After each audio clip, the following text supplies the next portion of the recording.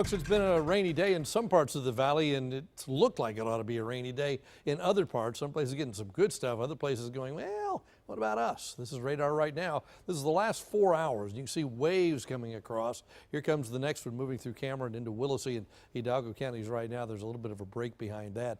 Pretty good rain falling right now in Rio Hondo. Parts of Harlingen seeing rain again. It kind of moved out, but northwest side seeing some stuff. Down in San Benito, some pretty decent rain. Then up into Willacy County, and then the eastern edge of Hidalgo County from Weslaco up to about Santa Rosa, seeing some rain as we speak.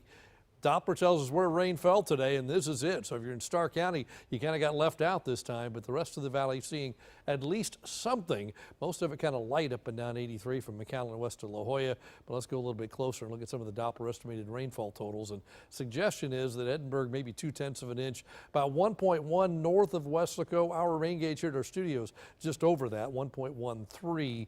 Pick up some other areas, and you can see as we get over toward La Feria, just over an inch. Get into Cameron County, the heaviest stuff, just a little bit to the east of San Benito, about 1.5, and not far from Los Fresnos, about 1.3. Again, this is Doppler estimated rain. It's not actually measured rain. The Doppler, though, most of the time does a pretty good job of getting at least close to what really fell. Parts of Raymondville, almost a half an inch. A little west of there, about 0.7, and you can see close to an inch out around Port Mansfield. This is what it looked like on satellite and radar together today as this stuff moved through. But notice again, once it gets to Starr County, not much goes underneath my hand here.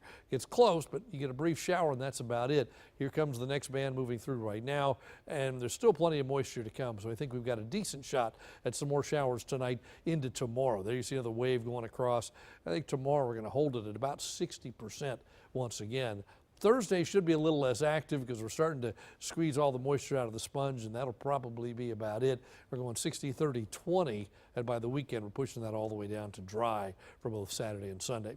Current temperatures, because of the rain, well below what they've been the last few days. 76 in Harlingen, 77 Weslaco, Brownsville 78. Average high this time of year is 89, and we're going to work our way up through that by the time we get to Friday and then stay above it into early next week. Tracking one system, really a couple, but one main system in the tropics, way down here in the western Caribbean. The models all take it northward. The odds of this getting to Texas are pretty slim, not impossible, but pretty slim. More likely this will be an issue for the eastern Gulf of Mexico sometime late in the weekend, early next week. We'll watch that. For us, it's just moisture, lots and lots of tropical moisture that will continue to roll in, bringing us the showers tonight, again tomorrow, perhaps lingering into Thursday. By Friday, most of that should move out, and again, a drying trend should continue. Long-range models do bring a front into the region about Tuesday of next week. So for tonight, mainly cloudy with a few scattered showers and storms. Low of about 73. Tomorrow, back up to 88. Cloudy skies for the most part. Maybe a little sun, but not much. Rain and a shower or thunderstorm in a few spots. A high of 88. 88, 89, 90 with that chance of rain tapering off. It shows up again next Tuesday. And look, the high temperature drops a little bit.